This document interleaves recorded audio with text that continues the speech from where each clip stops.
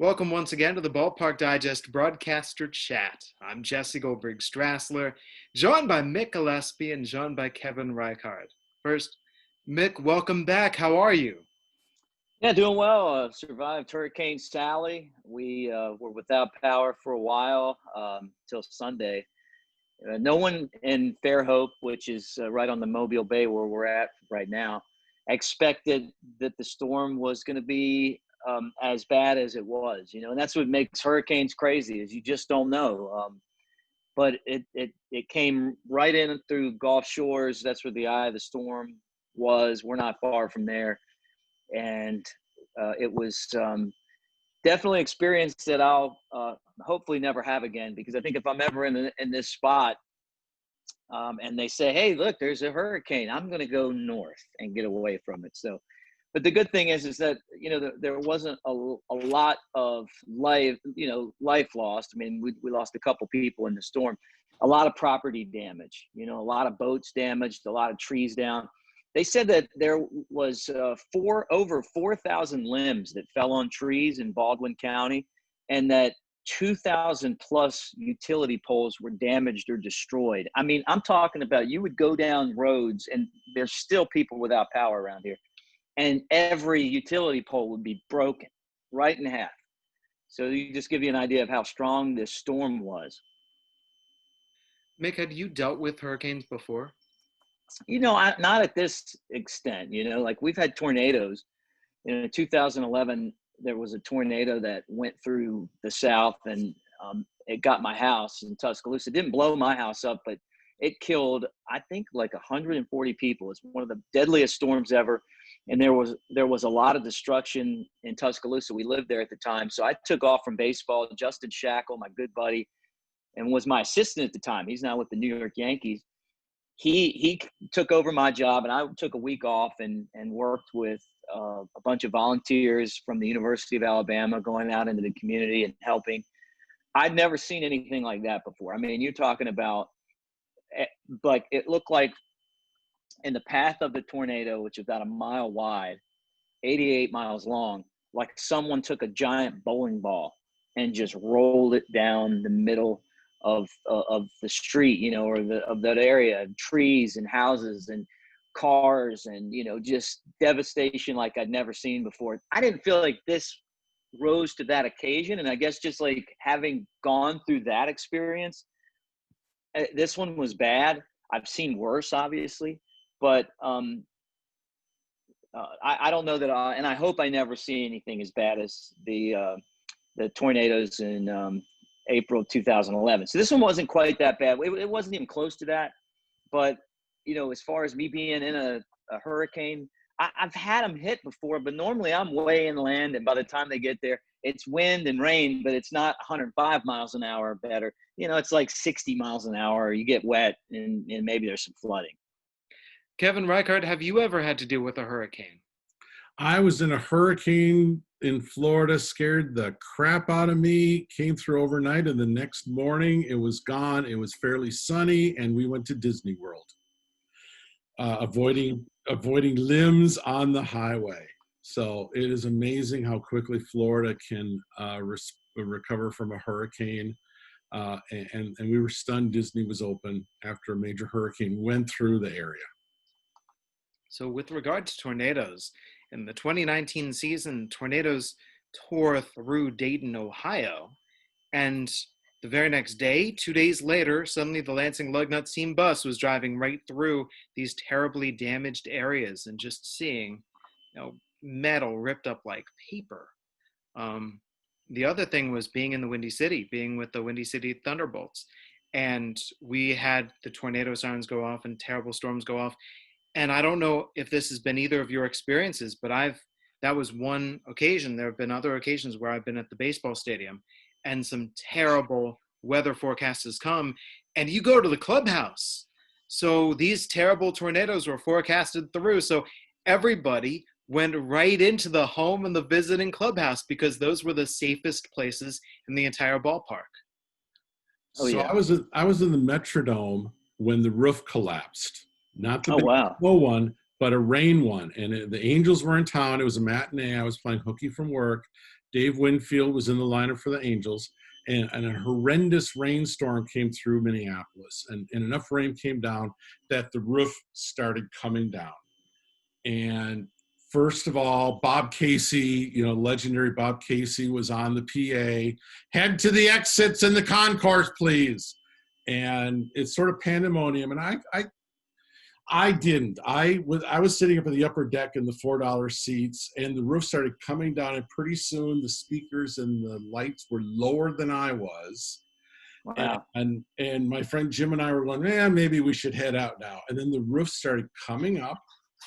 The roof had torn by the first base side, and water was coming through. But the Metrodome had a self-healing roof, and that came into effect. The roof came up. The game was finished. They brought in the little vacuum dealie to vacuum up the water to clean the field behind first base. Twins lost, as I recall. And a lot of people amazingly stuck around to see the roof come down that far. It was actually kind of cool. That's crazy that they got the game in. They got the game in. Yeah, like the that roofs. was the most amazing part of it. Yeah. Yeah, I can remember. I've been through quite a few, but I remember one time Bob Brenly's son Mike was on the Smokies, and BB was in town with his wife to see Mike play. And that was back when he was doing Cubs games on WGN with Len. They were the TV voices, and Bob would take off and he would come to town. And at Smoky Stadium, most of the storms come from Knoxville, which is the left field side. If they're coming from the left field side, that's normal. But when they come from the right field side, and I don't know why, I just have been around there long enough to know, when they're coming from north to south and not west to north, it's bad. It's going to be bad. And I just remember I'm on the concourse. I see this thing brewing, and it's going to be rough. I mean, rough. And I see BB and his wife, and they're standing at the hotel, like right that you can see into the stadium from the Hampton Inn there at Smoky Stadium. And I tell them that. I say, look, when the storms are coming that way, I'm not worried about them. When they're coming that way, get out of here, And before I could even get the words out of my mouth, he's hauling butt back to that hotel. So like he didn't wait around to hear all the details. He just caught the gist that I told him that it was going to be bad. He knew that it was going to be bad, and he got out of there. So that's a funny one. And then that one turned out to be one of the really bad storms. And I think I've talked about it on the show before. You can go back and watch the video that the production guys made called Tarp Nami. It's on YouTube. And the tarp ripped in half, and Brian Cox, who's the GM at the time, had his foot on the tarp, and he got flipped in the air and fell on his head, and that you could see it in there. I got in the action. It's like I jumped to the middle and I don't even do tarp pulls, but this one was just so bad. They needed my help, so I run down there and I dove over top of the the thing the spool that you rolled the tarp up on. It was out by second base to try to hold it down. I mean, you're talking about just wind and rain and, lightning and thunder. And then the wind picks the tarp up and it rips in half. And when you're done looking at this video, it's like, there's one point in there too, where the groundskeeper is trying to run on the tarp from one side of it to the other. Well, the wind picks it up and the tarp is chasing him. So he's running and the tarp is chasing him like it's going to cut, and then it gets there. So it's pretty funny to think about that day. And then you can even go back on YouTube right now and Tarp Nami will take you right there. Wow. So we lost Jesse. I imagine he'll be back here, but why don't you and I keep chatting? Why don't we chat about a scout, well-respected in baseball we lost the other day, and you were a good friend of his, Mick. Yeah, Gary Hughes passed away on Saturday, and, there's just so many things I can say about Gary. I listened to MLB radio driving back from Tuscaloosa here on Sunday, because obviously we didn't have power.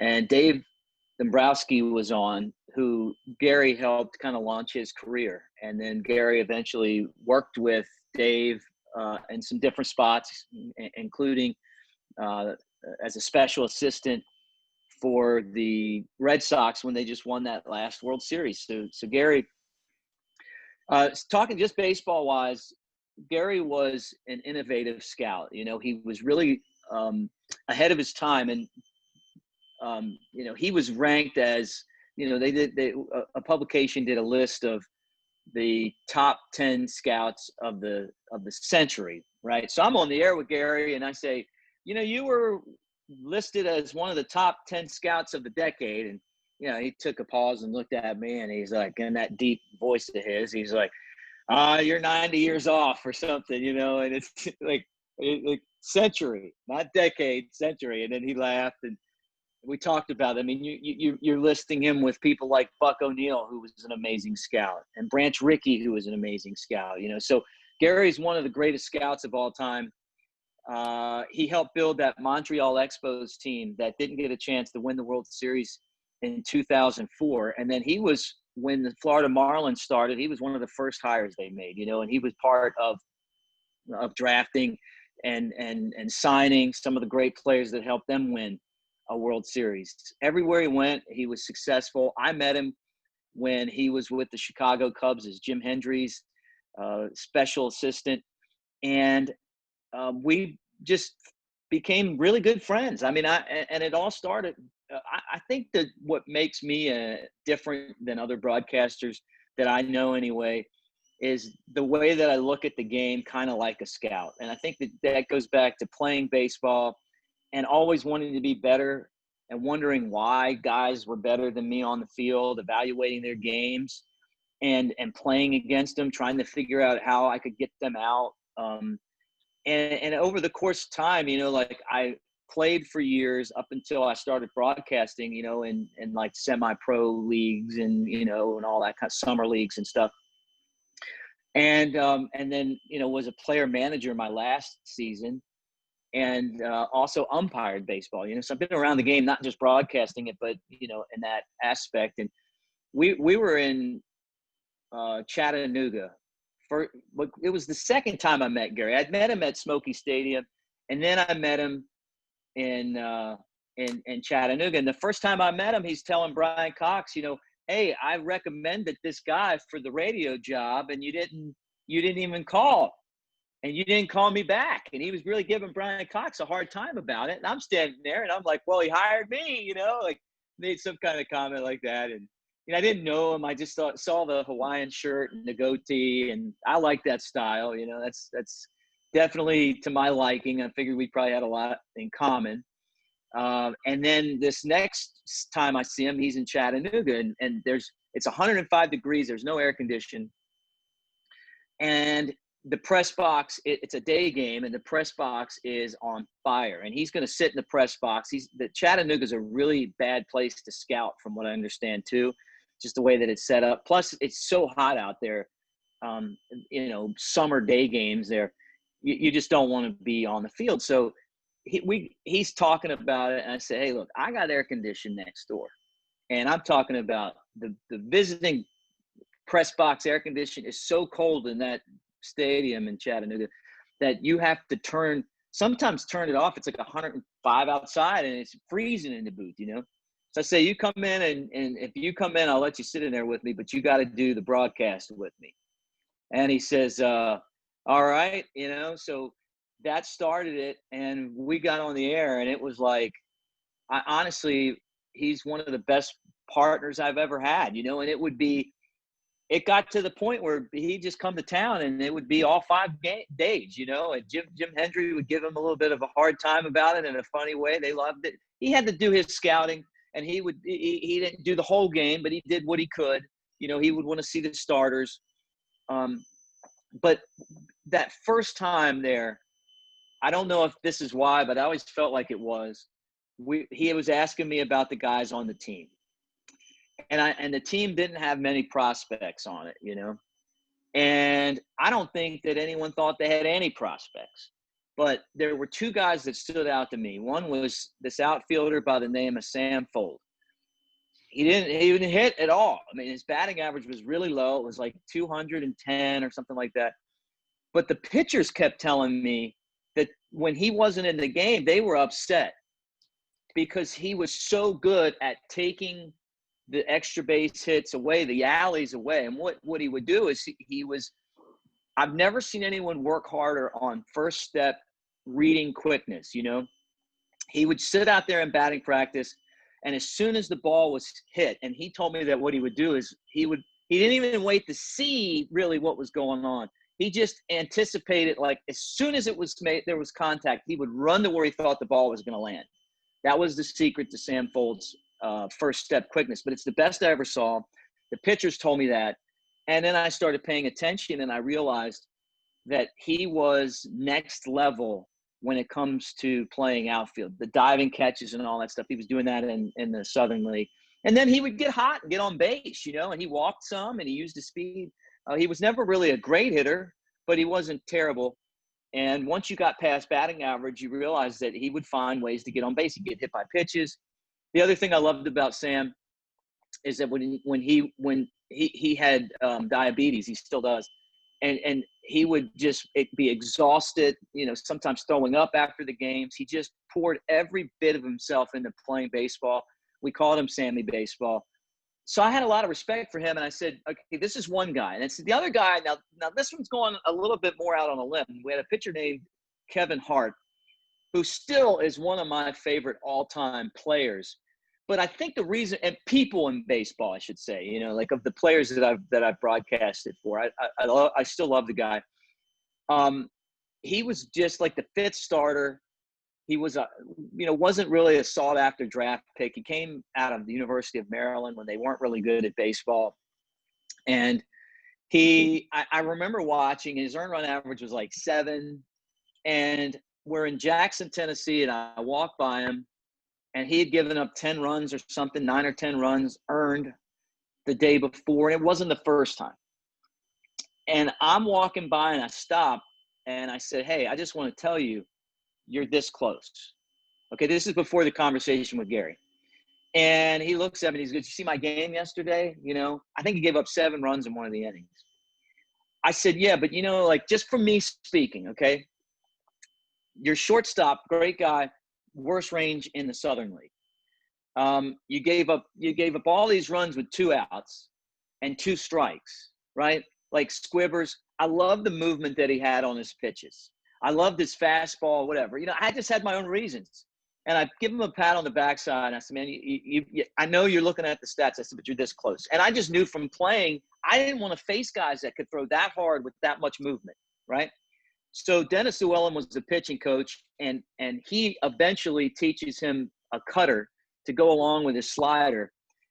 Gary Hughes is in the booth. Before they really changed his pitching motion, I tell Gary the same thing. I said, if this guy had a shortstop that was comparable with what everyone else in the Southern League had, or better, his earned run average would probably be 2. And I said, he's got some of the best movement in the Southern League. So yeah, Gary, I said, he would always take his little pat out and write it down, you know, whatever. Both of those guys got to the big leagues that year. None of them were on the prospect list. By the end of the season, they were in the big leagues. I'm not saying that I'm a scout, because I've been wrong on guys too. But I think I earned his respect by kind of just saying, like, I don't care what the prospect guides tell me. I'm just going to kind of tell him what I think. I knew he was a scouting guy, and I just wanted to tell him that, you know. So he would ask me about players, and not only just about how they were on the field, but he wanted to know how people were off the field too, you know. And he would come through and ask a lot of people questions, you know, like he was like a surveillance team. And because everyone loved him so much, and his larger-than-life personality and his Hawaiian shirts, and the fact that you could go get a drink with him after the game, and he treated everyone with respect and love too, he got a lot of information out of people, you know. So his son, Sam, was the national cross-checker for the Cubs, and I thought it was and maybe just selfishly, but I really thought the Cubs lost a very big resource when he left to go to the Yankees in the offseason, but he's with the Yankees now. And I noticed some of those same qualities with Sam, you know, where he's all ears, because what Gary would do is he would take information from any source that he could get, and compile it.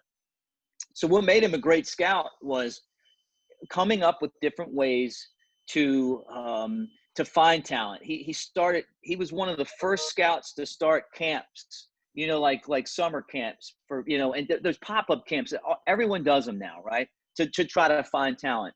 He always looked for athletes. He signed a lot of minority players, and got African-Americans into the game, guys like the Delino DeShields and Marquise Grissom. And, and they were some of my favorite players growing up too. I mean, I remember wearing the socks pulled up because when Grissom played for the Cubs, he always had those socks pulled up. Cliff Floyd was another person that Gary signed. But I always knew, me personally, like as I became good friends with Gary, that if someone was his friend, I was going to get along with that person. I just knew that, and it was always the case. But he was like, when he started out in scouting, he was with the New York Yankees, and he helped scout the Oakland A's, I guess it was, when the Yankees were going to play the A's in the playoffs. And apparently his scouting reports were so good that Billy Martin loved him afterwards, and they won he got a World Series ring from it. One of the many World Series rings that he had. The first person I wanted to tell I got a World Series ring was him, because he would always, hold those over you. Well, I had 4, but I had to give, I gave one to my son, and I gave one, he loved his family so much. He was just a tremendous guy. And then he did these camps, and with the Montreal Expos and the Marlins, and then eventually I'd bring him on the air, and he would always talk about what you asked him and tell you the truth. And that's another thing you don't get a lot out of people. I'd worry sometimes, like, if I asked him a question, he was really going to answer it, that maybe he might get in trouble, But, he was a smart guy. We did a podcast together. People loved the podcast. That was years ago. And when you read the stories that Bob Nightengale did an awesome story. He said that Gary Hughes, the headline was Gary Hughes is, the Babe Ruth of scouting. And that's about as high of a praise as you can give. But I said that Gary Hughes scouted like Ray Charles played piano. That was on my description, because I love Ray Charles. And I don't think there's ever been anybody that plays the piano quite like Ray. And I think that Gary's, that good.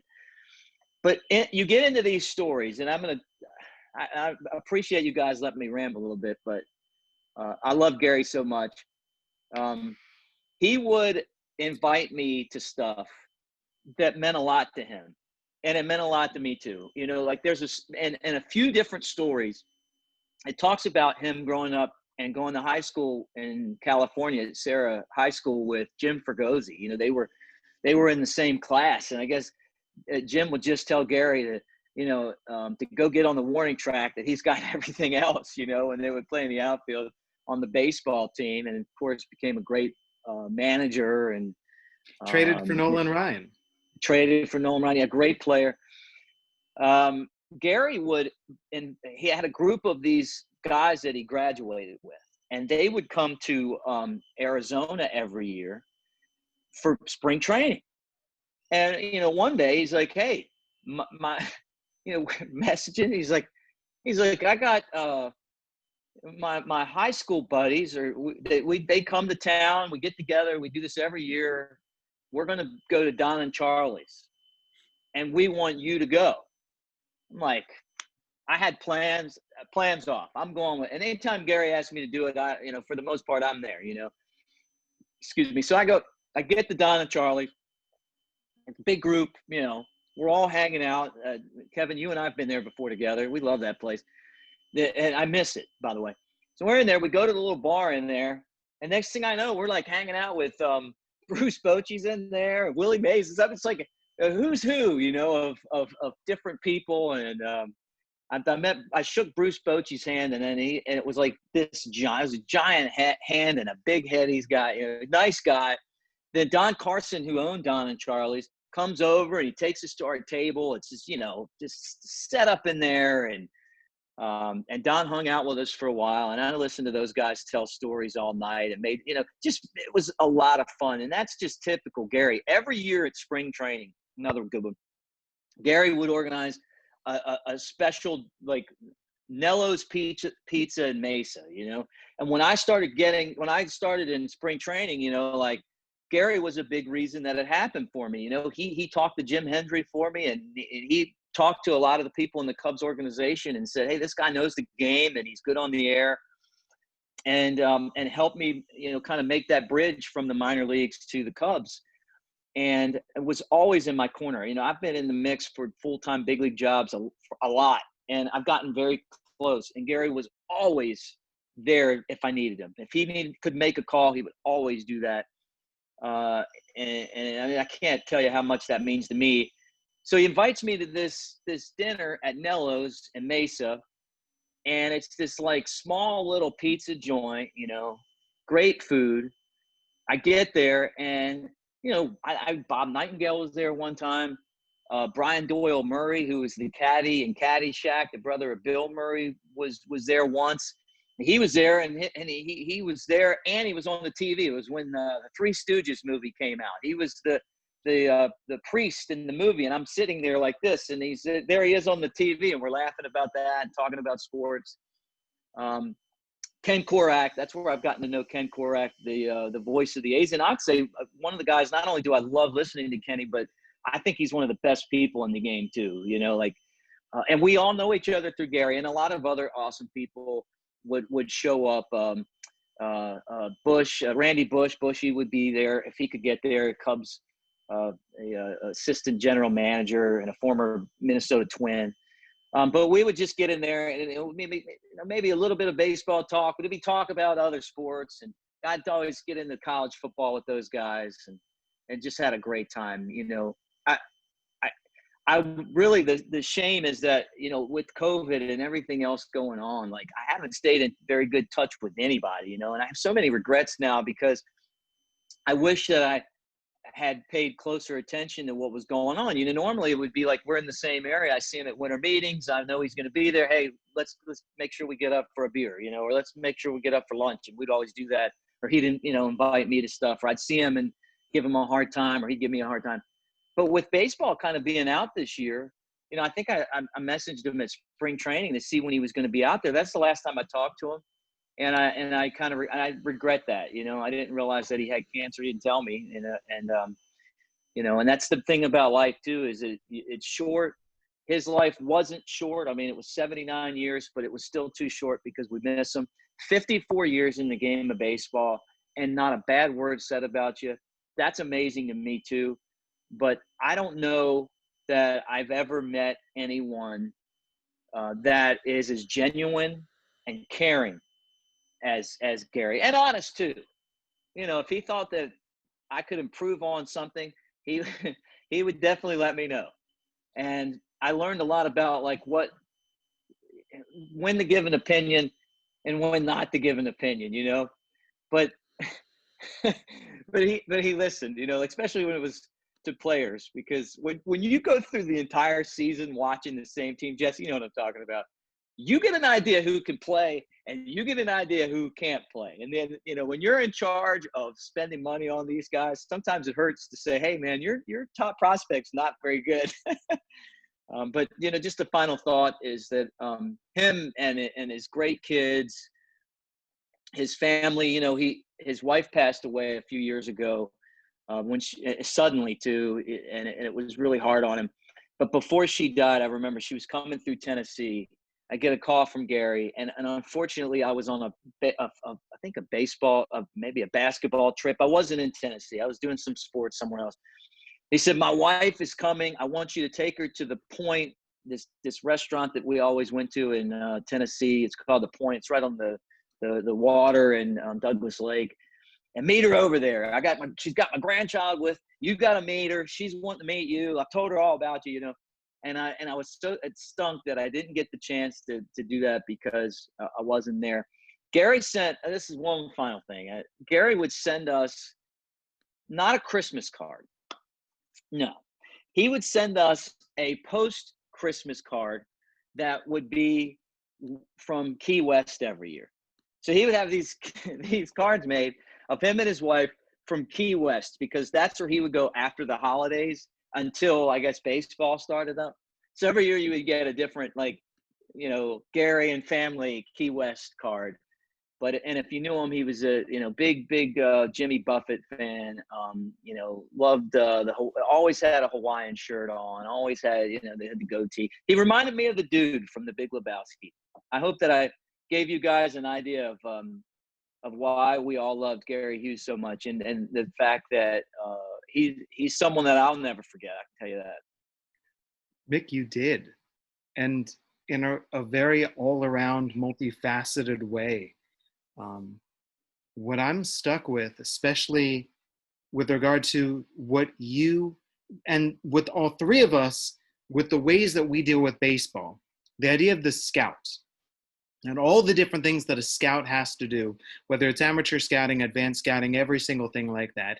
So it just makes me think about, what does a person have to do? What do they have to produce? What do they have to know in order to be considered the Babe Ruth of scouting? And all of the different responsibilities that he held, and every single thing that he did for all of the teams that he worked for, in order to build up the respect that he had and to produce the results that he did.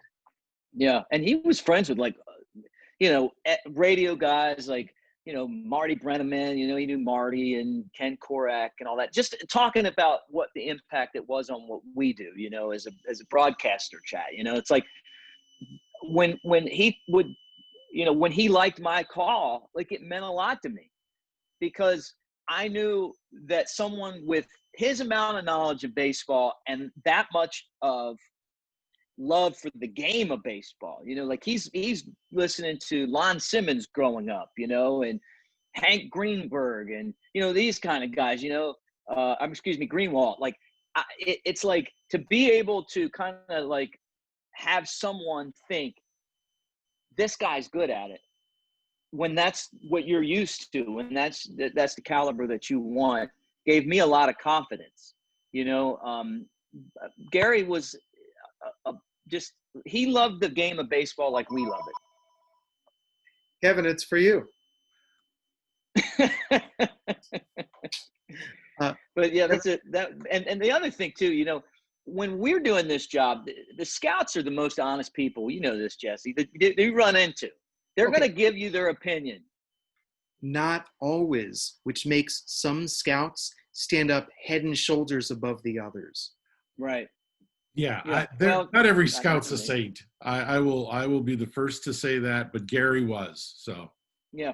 Well, what I'm saying is, like, their opinion as far as, like, they're going to let you know what they think about things. You know, like, if they're in the press box, they don't like the food, you're going to hear about it. You know, like, they're going to tell you how bad your team is. You know, like, they're going to tell, you know what, I'm not saying that Gary's different as far as his personality, but they always have a strong opinion if they're a good scout, I'd say. Yeah, on that topic, it's so fun to listen to. Scouts will rate their hot dogs. Okay, so this is a good hot dog. This is a pretty good hot dog. But let me give you my top three.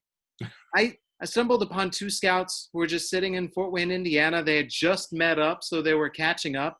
And suddenly the conversation was about, what are each of their top 5 most dangerous highways to drive?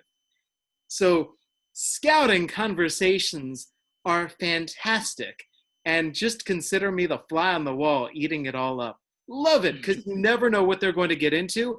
And then when somebody shares an opinion that the other one doesn't share, oh, it's great, as they try to work and go, now, hear me out here, because here's why I'm thinking that. Yeah, we were in the press box one time, and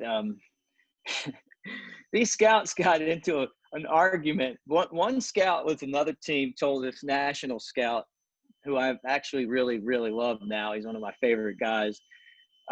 That they were arguing about the Strasburg. You remember when Mike Rizzo decided to shut Strasburg down? The shutdown. The shutdown, right? And I mean, it got pretty heated. We had to get one scout out of the press box because they were screaming, you know, and like it got pretty heated, you know. It's like these scouts, like they're in our room here, and they're gonna, you know, fight, you know. It's like, Just typical. But if they listen to the broadcast, because they're trying to find like tidbits. So if you mispronounce someone's name or if you say something that's not quite right, and they on occasion they'll pop in. It doesn't happen to me anymore. But when I first started, like I had to work really hard to get the Spanish names right, and they just come in and like, it's Castellanos, not Castellanos, or whatever, however messed up. I saw Scout and I said, hey, you listen to the broadcast? Scout's like, oh, yeah, I listened. You were good. In the fifth inning, you called the changeup a curveball. Yes, they do that too. That's it too. That's why I just say, without a monitor, it's a breaking ball, or a changeup or a fastball, and I even got to the point where I stopped calling them, and then Len's like, Mick, you got to call pitches. So I do games with Ron Coomer on occasion, and Ron's like, I'm calling pitches. Like, I'll call the pitch. And then he calls them, and he gets them right every time. So I guess when you're in the big leagues and a former All-Star, it's easier for you. Okay, maybe, but in the minors, especially at Class A. Kevin, I'm sorry that you've been quiet for so long. Sorry, Kevin. In the minors, especially when you're in Class A. So I'll call one. I'll be like, changeup. And someone will see me. I'll be like, he was trying to throw a slider. It didn't slide. So I understand why you would think that. Anytime you see a pitch that does nothing, that's him trying to throw a slider. Yeah. I can imagine that too. But I'm going to add this about scouts. And then, Kevin, I want to hear from you. My experience with scouts has been, before Mick, they get into the shouting of the opinion or the sharing of their opinions that they have. My experience has been that first, they want to know what you think. So, what do you think about this guy? What do you think about the spread? What are your thoughts on that? And it's all leading up to them letting you know the real answer to that question. But first they want to know, it's like Alex Trebek being like, oh, so you don't know that one, huh? Guess what the answer is. Yeah, well, no, sorry, Kevin. We're just dominating here. But the other thing, too, is, like, I got to the point where, and I still kind of feel like this now, where I've seen so much baseball and I've been around the team for so long that I have a very good pulse on what's going on, right? And we had one of our scouts, our area scouts, ask me one time not to talk any baseball about our guys with the scouts from the other team. And it wasn't in a way where he was angry. It was in a way where, like, look, man, we don't need you giving our trade secrets away, Mick, and I get that. And I still hold myself to that. And then on top of it, it's the injury stuff. The scouts are always coming in, the good ones, they want to ask about injuries. And, and there's a few scouts like Alvin with the Pirates.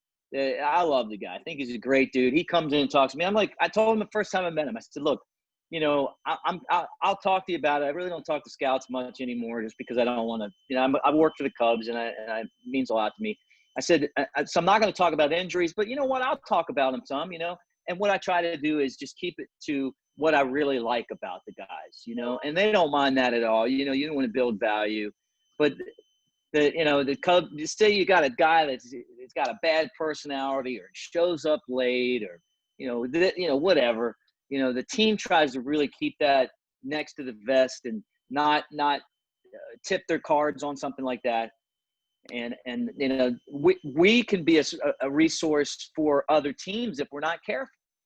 And that not all of us, because I don't know that everyone would even pick that up. A lot of the broadcasters that are just broadcasting wise, a lot of the broadcasters now are fresh out of college and, they really haven't been around the game that much and they're still learning maybe. Okay, but like you talk about a grizzled vet like us, Jesse, we just see it, right? The young ones are the most dangerous to that home team because they don't know what not to say. Yeah, right. So, no, that's exactly the home it. team's like, oh, this kid's making himself feel important, talking up this guy and saying, don't go after this guy or the Yankees scout. We don't want the Yankees scout to know what goes on in our clubhouse. So it's very important to know what to say, what not to say.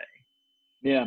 And the clubhouse is off limits to me. I always just see what happens on the field, and I've kind of kept it, and I'm sure you do the same thing. If I see someone that gets hurt on the field and it's it's out there. It happened during a game. I'll talk about it on the broadcast. If I'm walked through the clubhouse and I've got to do something media relations wise, or I'm going to get a player for an interview and I see something or whatever, that doesn't happen. I really mark it out. And, sometimes even if I see it on the field, if I think that it's not relevant to what I'm doing, as the team's broadcaster, I'll keep that to myself too. Unfortunately, I'm not in Chicago where like everything matters. I'm in Tennessee and it's a minor league city, or at least that I was. The athletic trainer and I generally, year after year, each athletic trainer, we've been close. We've had great relationships, which led to me not learning that important lesson of the athletic training room is off limits to the media. Because Right. we're so close. If there's nobody there, no players, they're not having to work on anything, we're catching up and we're talking about whatever's going on. We're just talking about life. And so I remember going in to say hi to the athletic trainer one day, and we had a rehabber. We had Jesse Litch rehabbing for the major league team. And he saw me walking toward the athletic trainer to say hi. And he goes, I could get you fired right now. Media out of the training room. And Yeah. good lesson for me to learn. And after that, if a guy is hurt, if a guy is placed on the injured list, if a guy is pulled out of the game early, I'll go to the trainer and say, what do I need to know? What do I not need to know? And I'll go to the player and say, what do you want to share? What do you not want to share? So it's very much transparent. Mm-hmm. Yeah. Kevin. I have nothing to add, although, the scouting has changed so much. Just what would you say, Mick, in the last 5 years? Yeah. As we've seen video cameras everywhere. I mean, it's surprising how many video cameras now are in minor league ballparks, spring training facilities, and the like, and how much video is available. So a scout is more valuable trying to get information out of you guys, honestly, than what he sees on the field in many ways. And that's why you guys get the threats. You're going to get the comments. Yeah, I mean, I think if you bring up a good point too, something I want to touch on, and I never would have if you hadn't said that, but it has changed a lot over the last 5 years, and I don't think it's changed for the better. I think that it's changed for the worse. I don't like that there's teams that are following this, this Astros mentality, and now we know why they had a lot of success. I mean, when you lose all those games and you get the high draft picks, it's it's your scouts that went out there and helped you figure out who to draft, and then they go and fire a bunch of those guys. I don't think that you're going to be able to replace the old school scouting, being there with the gun, watching, doing, recon from the area. There's stuff that you can't see on the video. How does someone, play the game? Like you can watch a game on television or you can watch it on a video monitor, but if you're not there, you don't have boots on the ground, eventually it's going to catch up with you. I love the fact that the Washington Nationals are still one of those old school organizations, and they won the World Series last year. Despite everything else, they ended up winning it.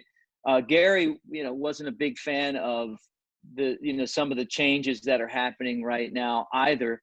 And one, just kind of pivoting back to Gary, just to finish him up and the scouting thing, is he started a foundation for scouts, because they don't make any money, a lot of them, so there's a foundation. They raise money to help scouts pay for different stuff. I'm not sure what it's called offhand, but he was the one that helped put that together, and he was a big advocate for they did like a national scout kind of not a Hall of Fame, but like something like that, right? But I think they belong in Baseball Hall of Fame. And Gary really pushed hard to try to put the scouts in the Major League Baseball Hall of Fame.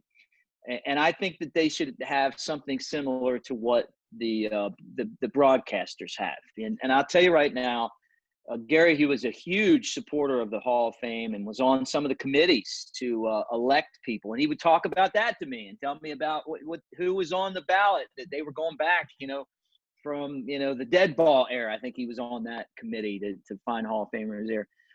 The Gary Hughes Award would be the perfect award for a scout that, was getting recognition from Cooperstown. So I hope that one day scouts get the same recognition that everyone else in the game does. They're probably the most unrespected part of the game. But I'm going to be honest with you. If you like to win, your scouting department is the most important part of the game. So I think about the story of the monkey's paw in terms of the whole, you make a wish and then the wrong part of the wish comes true, that it doesn't go the way that you wanted. When we think about scouts, think about how hard the life is, the travel and the being away from home and staying in hotels and motels and holiday inns and wherever they have to be. It's a constant hard life. All right, so let's make life easy on them. How many teams have fired scouts this summer? Yeah. How many Major League Baseball teams have downsized their scouting departments? The Giants, the Orioles, the Angels, who else? Tons of teams have come to mind in terms of scouts have been dismissed. Teams are shrinking their departments. And yes, it's COVID. And yes, teams are seeing where they can save money. But I mean, my experience with scouts is they want to come to the ballpark early and they want to see the players go through their workouts. They want to watch the facets of the game where the camera might not show it, because if you're watching a baseball game on TV, you see the pitcher, you see the batter, you see the catcher. You might not see that right fielder. You might not see a jump that a defender gets. So a lot of scouts I know would rather be there in person. And I remember the outcry when Lehigh Valley opened up the alternate site to fans, but scouts couldn't get in. And now there's an article in The Athletic from scouts saying, what's going on here? So I think that scouting, like a lot in baseball today, minor league baseball for one thing, it's coming to a crossroads that they've been worrying about for years and seeing this on the horizon. And now it's here. And by and large, they're helpless to stop it. As with a lot of other COVID-related stuff, we're seeing a lot of changes in the industry as a whole because of COVID. And these things were going to happen anyway, but COVID's the great excuse to make them happen now. I generally believe that if you wiped away minor league baseball and you started new in 10 years, maybe less, you'd have reinvented the exact same system that we have. You'd have done the same exact thing in place where a team would have players under contract who weren't ready for the major leagues, so they'd need to play, so they'd need teams for those players, but those players would be at different experience levels, so you'd need to set up tiers, etc. And I could easily see us getting once again to the point where a team would say, with all the technology, with all the cameras, I still want to trust somebody who really understands the game. We can just send to watch them. We can send to advanced scout, or whom we can send to whatever city, whatever team, whatever high school, college, international area, where I just trust this guy's knowledge. So I could see us reinventing scouting the same way it's been after trying to get rid of it. Yeah, I agree. And I think that some organizations are not going to buy into this, and they're going to be better off. I think when the Astros end up losing the players that they have right now, that they got from all the losing, that they're going to go right back to losing again. I don't think they're going to be able to sustain their success. And I think that a big part of that's going to be the way that they've set things up right now for themselves, with all the shrinking and getting rid of the scouting and stuff like that. I really do, so we'll see what happens. Have you heard the phrase copycat league? Yeah. Whatever teams do that they can succeed with, everybody else looks at them and goes, do that. Let's do that. And that's why the next scout-heavy team will, once they win 3 years in a row, everyone's going to be into scouts again. Yeah. And the next time a 70-year-old skipper wins a World Series like Jack McKee, there's going to be a lot of old men running baseball teams. Get me a quarterback like Patrick Mahomes. Exactly. So, I mean, baseball and sports in general are very much copycat industries. You see someone win and you want to follow that philosophy.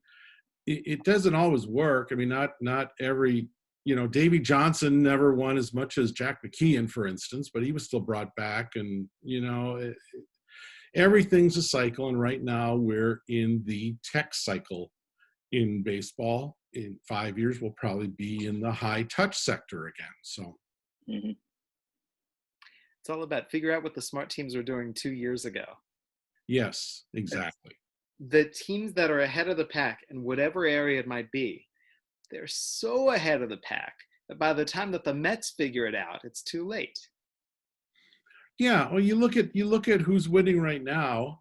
Oakland still kind of old-fashioned front office, not a tech front office. The Twins have a mix. They have their analytics, but they also still have some traditional scouts and managers in the mix. So I hope that we're not going to see a wholesale change in how scouting is different or changed because of those two teams, certainly. So we'll see. I mean, the whole reason for that, I would argue, is because you can win in many different ways. There are all sorts of different ways to put together a winning organization and a winning team. And by and large, teams would like to do it in the most economically sound way as possible, spend the least in order to win the most. But as one team develops a plan, or as somebody else develops a plan, as another genius is discovered who says, here's my experiment, let's try it. It's the whole idea of Moneyball, right, was staying ahead of the curve. One of the lessons to take from that. Yep. Right, and you see other front offices just veer back and forth, and there's philosophies will change. The Yankees were a free agent team at one point. Cashman decided they should be a development system, and that's why they've been winning. They bring in Stanton, but otherwise, there's a lot of homegrown talent in that organization.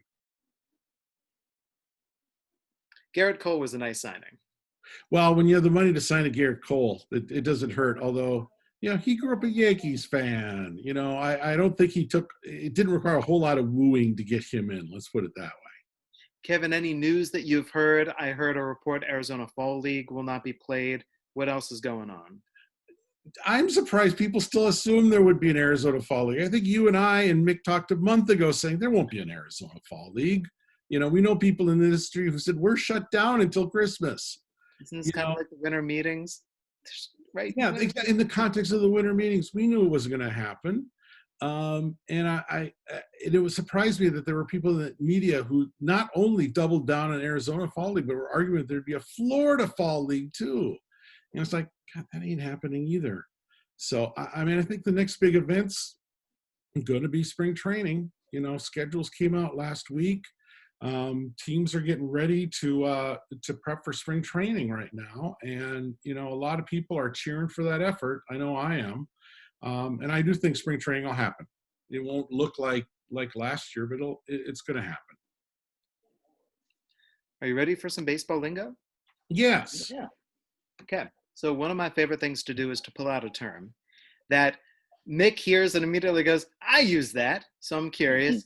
Rundown. Whenever a runner is caught in a rundown, that runner is in a hot box, or more commonly, in a pickle. How often, Mick, have you used the phrase pickle?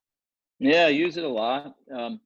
We used it when I was a kid. We had a game called Pickle, and someone would you'd put two bases, normally it'd be like gloves or, a paper plate or something. And then one of your friends would be in the middle running, and you would just try to tag him out. And that was called pickle. We played that, and then, you get into playing baseball, and, that's just a term that's used out on the field. And it's about lunchtime right now. It makes me hungry, on top of the fact that I know exactly what you're talking about. Okay, so let's go back some years, more than a few years, to be in a pickle, to be in a rough spot. You know that it appeared in Shakespeare? You know that it appeared in The Tempest? That Shakespeare referred to a character referencing another character saying, you're in a pickle. It's Shakespearean. It dates back to 1856. There's a phrase for it. So if that runner is caught in between bases and they're rushing him back and forth trying to tag him out, that runner being in a pickle is a historically sound phrase. Oh, yeah. It goes back a long ways in literature just to mean someone in trouble. They're in a pickle. Yep. And I would love to find out where that came from, and why that metaphor stuck. So the whole idea of, if you're pickled, you're drunk. Yeah. et cetera, et cetera. I've also heard, maybe this is a myth, maybe this is true, that one of the reasons that restaurants serve you that slice of pickle with your lunch, with your sandwich, with your food, is that if you eat the pickle first, it brings out your taste buds so that your meal Really? tastes better. Did not know that.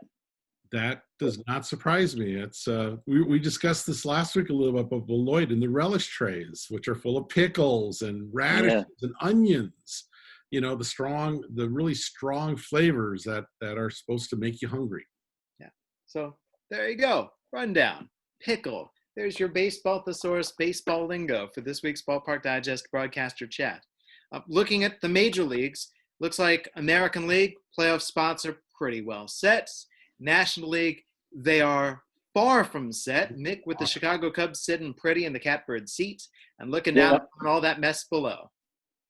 Yeah, I'm curious to see how this is going to shake out. I mean, like there could be a 3 or 4 game team tie at the end of this for teams trying to get in. You know, like the Giants and the Reds are right there. Milwaukee's back in the picture. They're only a game back. You know, the Marlins, I don't know how, but they're in right now, and we got 6 games left or so. You know, depending on where you're at. I'm curious to see how this all comes down. But if you're going to ask me next if I like this and I want to continue it, no. But I still, for this year and for everything that's going on, I think it's fair, and it's going to be a really interesting run to the finish line. I mean, look, if you're the Reds or you're the Brewers, you're in the playoffs right now. I mean, you're playing every day. You got to win like it's playoff series, because you're trying to get in. But then once it starts, having all these teams in there, we'll see how it shakes out. Let me get on a bit of a soapbox. I saw that one of the reasons for the increased number of teams to make the playoffs this year, and they're looking at this especially moving forward, is to keep fans of teams more involved, and it should be compelling toward the end. I'm not saying that this is right. I am saying that this is how baseball has never been, that if you go back over the decades, before there was the wild card, even before the division split up in 1969, team that won the American League, team that won the National League met up in the World Series. That the appeal for baseball for year upon year upon year is it's the sport that is played every single day. It is the sport that you just go to the game and then you go to the game the next day and you go to the game the next day, and it's a pastime and you just drink it all in.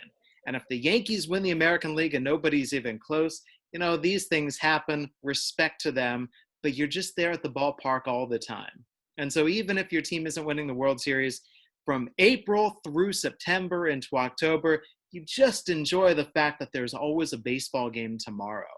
So what you're looking at baseball and doing is saying, we need to make the regular season more important. We need to get fans more involved. It has the feeling to me of trying to press the accelerator as hard and as often as possible in a sport that is not an accelerator sport. Yeah, it's all about selling tickets for next year right now. If you're with the Reds, man, you're going, yes, let's get those crowds back next year. Brewers, they'll be fine no matter what. The Giants needed a little kick right now. They were sort of going down in the Bay Area. The Warriors took a lot of their popularity away in many ways. So bravo to. I think this is a good year to have the expanded playoffs, though, because everybody's at home. Everyone's at home and watching. Next year, I think you're going to see some pretty principled arguments against a big playoff field, unless you want to be like the NHL. Something else where Major League Baseball is being more like minor league baseball rather than Major League Baseball of years gone by. If 2 teams were tied in Major League Baseball in the standings, what would they do at the end of the year? Playoff. Shot heard around the world. There have been some great playoffs. Bucky Dent.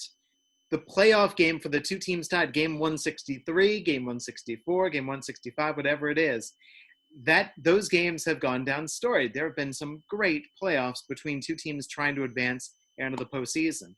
And with this year's standings, with the expanded postseason, hello baseball tiebreakers, which are making things really, I would call it headache-inducing.